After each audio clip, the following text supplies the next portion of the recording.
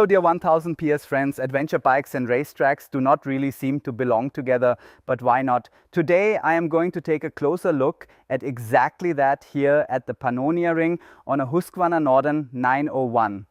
And to help me out, I have brought in professional support in the form of experienced track instructor Ewald Baumgartner.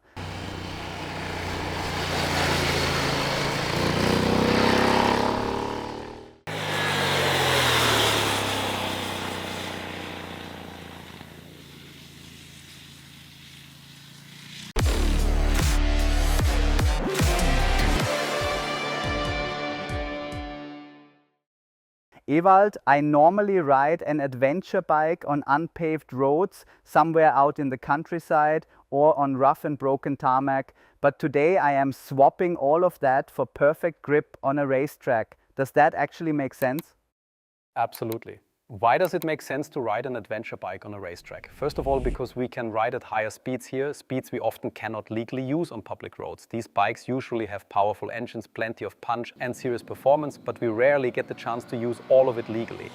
So the first point is simple. Here you can really open the throttle without risking your license. The fun factor is definitely there. From a riding technique perspective, it also makes a lot of sense to take a large adventure bike onto a racetrack. The reason is fairly simple. At higher speeds, you have to deal with stronger gyroscopic forces. You need to work on proper steering technique, the right cornering style, where you look, and much more. These are all skills that are just as important out on public roads if you want to ride a motorcycle safely and at a good pace. Here at the 1000 PS track days, we have several different groups. Green is for beginners, and then the colors progress all the way up to the professional riders.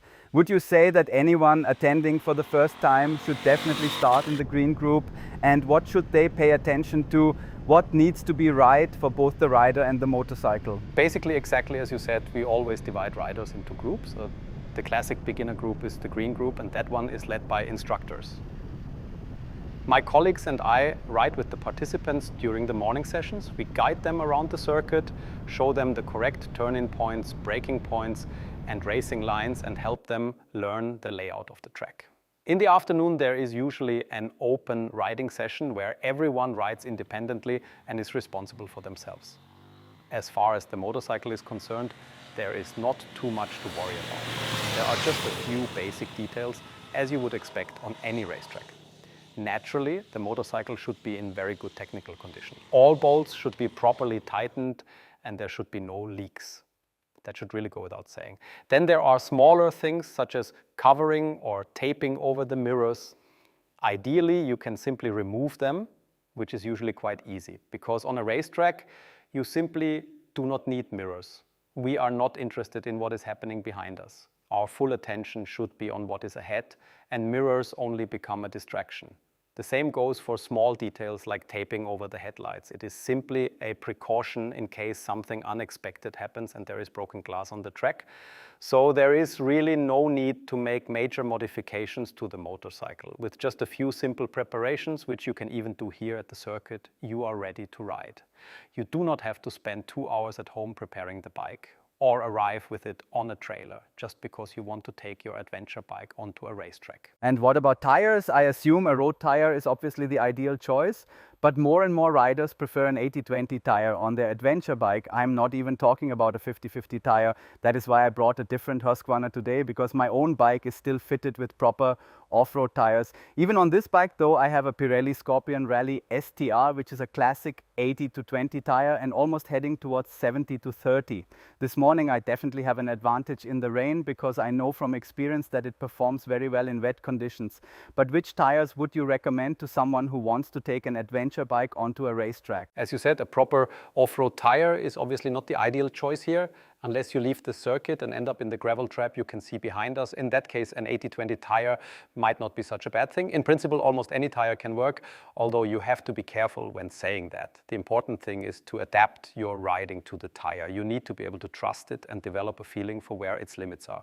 You need to understand when the tire is reaching the edge of its grip, when it starts to feel greasy, and when it moves outside its ideal temperature window and begins to lose traction. But one thing is clear, the more road-focused the tire is, the better better it will perform on the racetrack. But in general, you have more grip on a racetrack than you do on a public road, is that correct? Definitely. There is clearly more grip. The surface is rougher, so the tire can dig into the asphalt more effectively. That allows greater lean angles. In terms of grip, racetrack asphalt is clearly superior to normal road surfaces. All right, then I would say it is time to get changed. And speaking of riding gear, I do not necessarily need leathers, do I? I can ride in a textile suit. With the correct protectors and proper motorcycle equipment, you are allowed to ride in textile gear as well. Naturally, the clear recommendation would still be leather. But high-quality motorcycle clothing is perfectly acceptable here. With adventure bike training on a racetrack, the main goal is usually not to set record lap times. It is about having fun and building confidence in yourself and in your motorcycle, especially at higher speeds.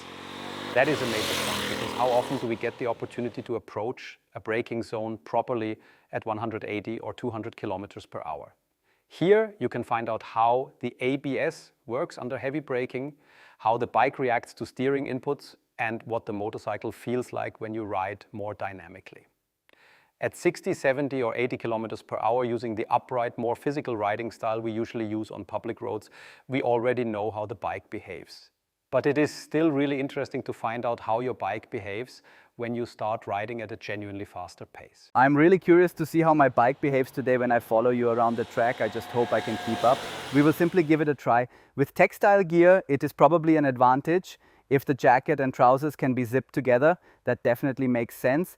And I suppose that if you really get a taste for track riding, you may eventually buy a leather suit and perhaps even a different motorcycle specifically for the circuit. But in principle, I already think this is going to be great fun on an adventure bike. I do not want to talk too much though. Let us just go out and ride, and afterwards we can discuss how it felt. That is exactly what we will do. See you in a moment.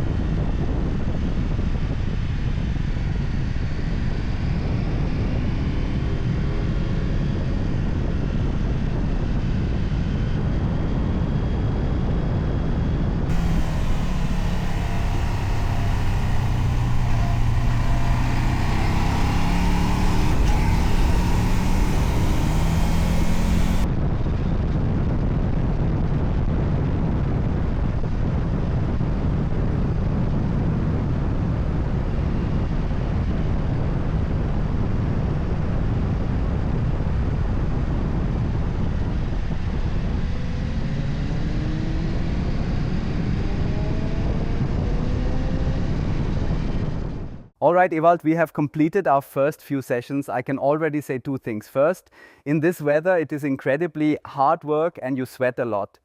And second, I think this has serious addictive potential. I can absolutely imagine that once you start doing this, you can easily get hooked. Riding on a racetrack really is a lot of fun. As for my first impressions, I am a genuine racetrack beginner. I have been on a circuit 2 or 3 times in my life for tire tests, but never with an instructor showing me the correct line or anything like that. And having an instructor definitely makes sense. Even when you know that you are allowed to use the entire width of the track, suddenly having such a wide road in front of you feels strange. If, like me, you have ridden what feels like 1,000,000 kilometers on public roads, you naturally keep drifting towards the right-hand side. It takes several laps to get that instinct out of your head. Are there any tricks that can help you adapt more quickly? Yes, absolutely. As you said, it is very easy to feel lost on a racetrack at first. That is often the main problem. The track is extremely wide, and you do not have the same reference points you normally use on public roads, such as trees, road signs, or other familiar landmarks. Everything feels very open, and you are traveling at much higher speeds. So the big questions are, where do I brake at this speed and which line should I take? Especially at the beginning, riders tend to stay far too tight and use very narrow cornering lines. They do not move far enough across the track. That comes from road riding, where we always want to keep some safety margin on both the left and right. But on the racetrack, the goal is to make full use of the entire width of the circuit. The best advice is simple: ride with an instructor. It really does make a huge difference. And you should not let pride get in the way. You may have ridden, as you said, 1,000,000 kilometers on public roads. But that is one thing. Racetrack riding is something different. You have not automatically mastered it just because you are experienced on the road.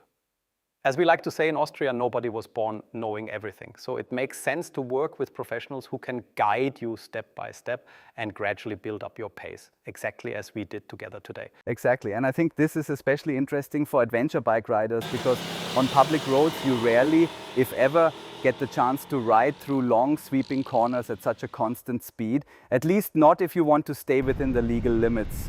The tighter sections are not all that different from riding out on normal roads. But these long direction changes and extended corners are a completely different experience, and the community here is an experience in itself. It is a really great group of people. As usual among motorcyclists, everyone is immediately on first name terms with everyone else.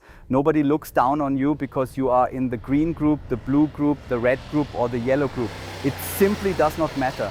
Every rider here started out in the beginner group at some point, and every rider here will eventually be overtaken around the outside by someone else. 100%. Unless your name is Marc Marquez, there will always be somebody faster than you. So there is no reason to arrive with huge ambitions or worry that people will judge you. I think it is brilliant that you can also explore the limits of your motorcycle a little. As you know, I am something of a tire whisperer. During the second session, while accelerating out of a few corners, I could already feel the rear Pirelli Scorpion Rally, which is obviously not a proper racetrack tire, starting to move around slightly. At that point I thought, all right, there is no need to overdo it. I will let Ewald pull away a little. There is no point trying to keep up, because if he really wants to disappear, I will not catch him anyway. So I let him go and returned to riding my own line, which immediately became worse again. That is usually what happens. You very quickly fall back into old habits. It does not matter whether it is racetrack training or off-road training. You naturally return to familiar patterns, and the only way to change that is through gradual, consistent practice. You have to keep training until you slowly replace those old habits. I think you did a really good job. As I said, it looked good, and you assessed your own abilities very realistically. That level of self-awareness is extremely important. You did not use the full width of the track as effectively as you could have. At the speeds these motorcycles and tires allow, you can naturally choose a tighter line because in your mind it feels like the faster option. But over the full lap, it is not the ideal choice. The problem is that it forces the motorcycle into more lean angle than necessary, and more lean angle always means a greater risk of crashing. It also means you cannot accelerate as hard. So the lesson is simple: keep learning and keep practicing. Yes, it was great fun. I will probably come back. In fact, I am almost certain that I will, and it would be great to see some of you here as well. We regularly organize 1000 PS Track Days. Take a look at 1000 PS Track Days Austria. Although we will display the correct address below, it is not the regular 1000 PS website. You will find all the available dates there and can book your place. As we have shown, racetrack riding is not only fun on a super sport bike or a naked bike. It is definitely great fun on an adventure bike as well. Of course, you have to build up gradually and find your own limits. Riders who do this regularly will probably fit more suitable tires or perhaps mount the foot pegs slightly higher. Everyone can adapt the bike however they like, but the main point is that it is simply a lot of fun. I hope you enjoyed the video as well. If you did, give Ewald and me a thumbs up. Let us know in the comments whether you have ever ridden on a racetrack, whether it was on an adventure bike or a different motorcycle, and whether you are now thinking about trying it yourself. Perhaps this video has given you a taste for it. We would really like to hear your thoughts. And if you have not already done so, please subscribe to our channel. It costs nothing and it makes us very happy. On that note, full throttle and stay in the saddle. Take care. Ciao.